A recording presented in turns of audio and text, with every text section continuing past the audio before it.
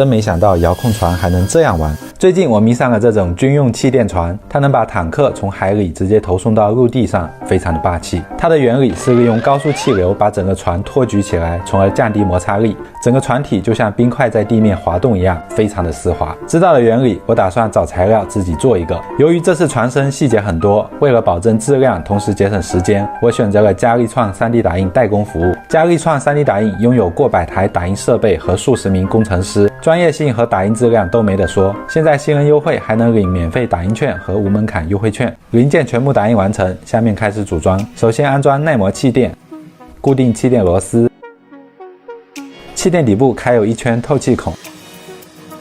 接着安装上层结构，安装电机和风筒，焊接电条测试一下。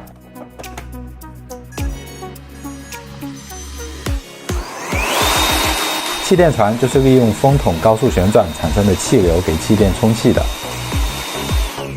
安装推进电机和方向舵，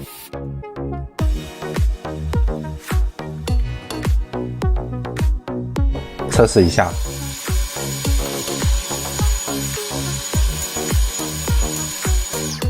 我还给气垫船装了一个飞控，用来稳定航行姿态。最后盖好舱盖测试一下。这个是举升的油门，它就起来了，关掉油门它就下去了。这边这个是转向，左右转向，右手边就是油门，然后它的阻力非常低啊，你看。